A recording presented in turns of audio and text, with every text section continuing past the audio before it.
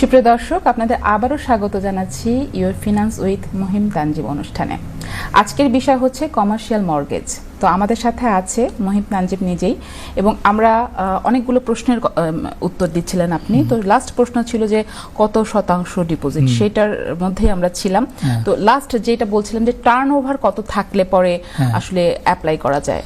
হ্যাঁ, তো টার্নওভার আসলে তেমন একটা গুরুত্বপূর্ণ বিষয় না যদি আপনি ইনভেস্টমেন্টের জন্য কিনেন, কিন্তু যদি আপনার ওইটা আপনার নিজের বিজনেস রান করার জন্য কিনেন, তখন ওই বিজনেসের টার্নওভারটা দেখতে চাইবে, তখন ওইটা গুরুত্বপূর্ণ আর কি একটা বিষয়। আর ভাইয়া, যেটা আরেকটা প্রশ্ন জিজ্ঞেস করা ছিল এই প্রশ্নের সাথে রিলেটেড, সেটা হচ্ছে যে ওই যে বললেন যে লস, আসলে এই যে কত শতাংশ ডিপোজিট, সেটা আসলে কত মাসের বা কত বছরের লস থাকলে বা লাভ থাকলে এটা ডিপেন্ড করে। হ্যাঁ, তো আসলে যে ব্যাপারটা হচ্ছে যে ল্যান্ডার আপনার সে তো চাচ্ছে যে তার রিস্কটা মিটিগেট করার জন্য।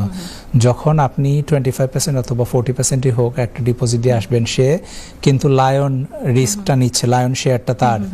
তো এটা মিটিগেট করার জন্য তার যতটুকু করা দরকার সেটা সে যেটা দেখতে চায় যে আপনি যদি বিজনেস রান করেন ওইখান থেকে, যে আপনার প্রফিটেবল বিজনেস কিনা। কারণ last thing they want that আপনাকে পয়সাটা দিয়ে দিল, আপনি স্ট্রাগলিং করতেছেন, তারা আপনারও মানে কিছু হলো না, আবার তারাও লস খেলো। এটাই মিটিগেট করার জন্য তাদের যতটুকু দরকার ও ততটুকুই করবে। এখন 1 বছর হতে পারে, 2 বছর হতে পারে, 3 বছরের অ্যাকাউন্টও চাইতে পারে, বাট মানে মোটামুটি আপনার এক্সপিরিয়েন্সটা দেখবে, এটার উপরই আর কি গুরুত্ব। চমৎকার বলেছেন। দর্শকদের উদ্দেশ্যে বলতে চাই, আপনারা যদি কমার্শিয়াল মর্গেজ সম্বন্ধে কিছু জানতে চান, আপনারা সরাসরি মহিম